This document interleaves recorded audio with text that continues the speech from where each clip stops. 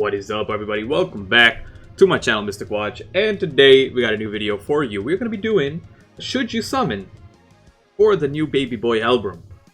If you guys have not played JP or have not been on social media whatsoever, you probably never heard of the term Kingbram. But today I'm going to explain something to you. This Helbram right here is the reincarnation of the devil himself, and that is because his kit is just so busted.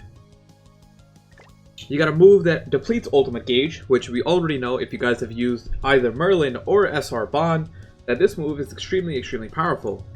Then you have Stone Needle, which is the same move that King has, which is a Petrify. Those two moves in combination with each other are really powerful. Then he has an ultimate, which is nothing too spectacular. It cancels buffs and stances on all enemies, which actually works pretty well towards Arthur. So people who are running Arthur, if you run this ult, you just clean them out. But regardless, it's just an AoE ult that you use in conjunction with King and Gowther. And when you do that, you got yourself Kingbram, because Gowther is there to rank up cards, allowing you to petrify either on King or Helbram. And it's just really bad time. You'll verse teams that have multiple turns of them petrifying your whole, squad or whatever. So when it comes to this banner, is a banner worth summoning on? Well, let's take a look at the banner itself. This is the same type of banner we got with Gowther and Galland. We have a 0.5% rate up on each of the units. This king is the green skinny king that you use for Grey Demon, so if you don't have him already, this is already a good banner to go for. But let's say you do have him. Is the banner worth it at that point? Taking a look at over here, the general pool as usual does not include the sins. You have a chance of getting this Elizabeth, Jericho. That's about it for good units. Arthur's decent, Hauser's decent. Besides that, I wouldn't go too crazy with the units. But yeah, I'll say it's decent. The banner pool isn't anything too exciting as of yet. Now, getting to the actual unit point, like, why would you summon on this guy? You summon on this banner if you cared about PvP. That's really it. If you do not care about PvP, this banner is a very easy skip. The main thing about this is Helbram is like very future-proof in the sense where he will always be good regardless of the meta. I'm sure at some point he might fall off, but even now today I can take a Kingbram team with me onto PvP. I'll have like an 80% win rate in Champion 1. No problem whatsoever.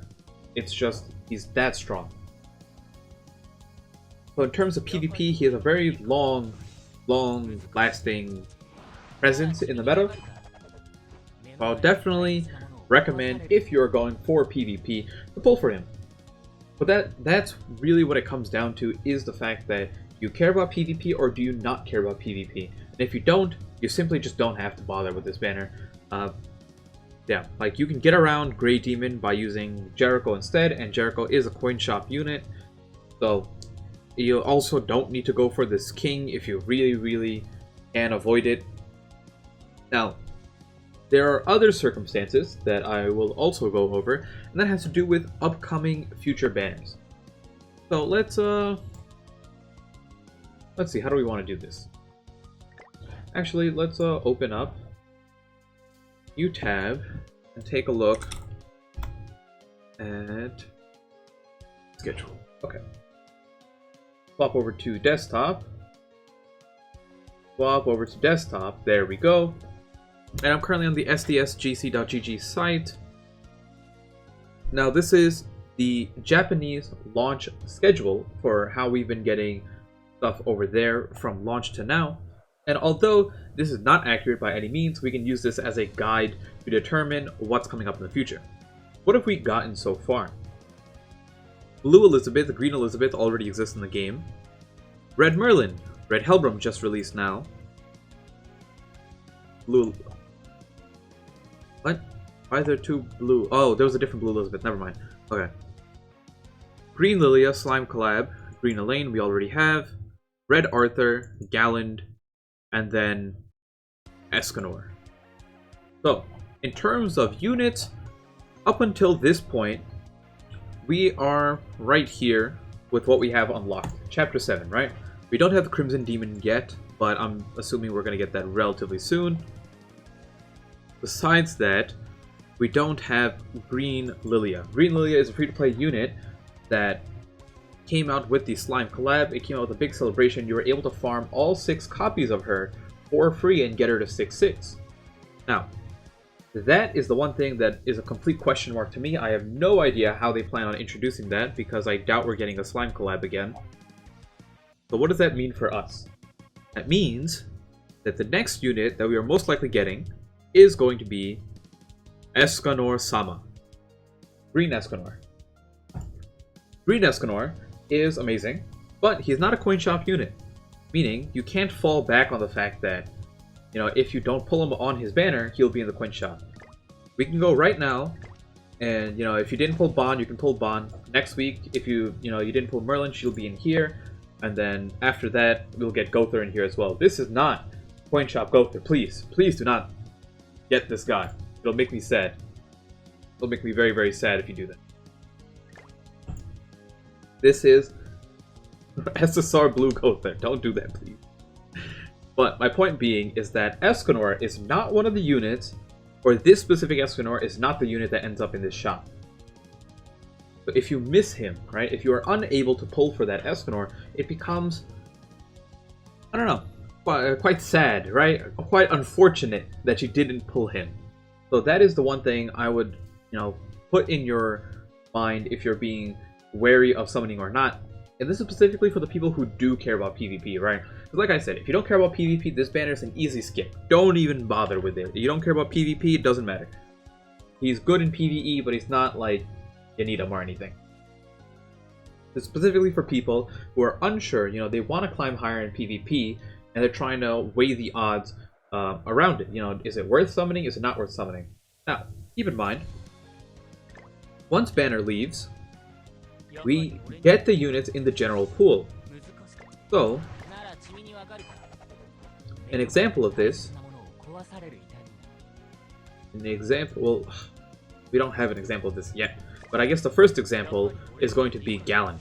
Once Galland leaves, you're going to see here that he's going to be added to the general hero summon pool thing.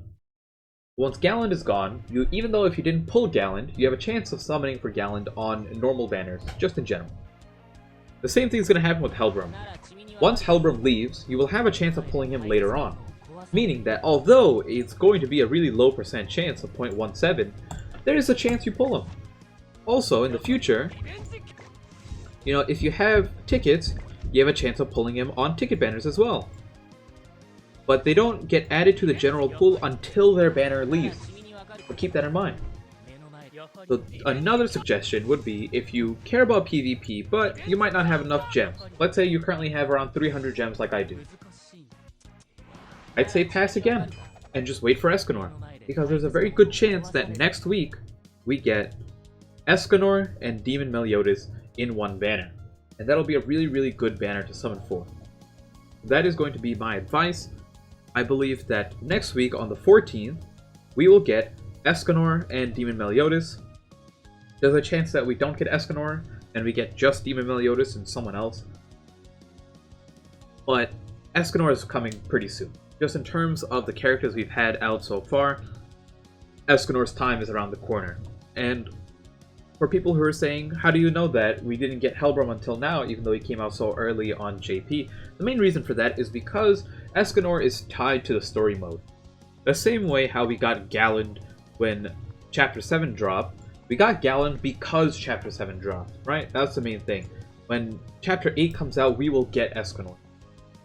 So when we get Chapter 8, Escanor will be there. It's as simple as that, right? Escanor's not really a unit that they're going to mess around too much with. Like, I doubt they're going to delay him.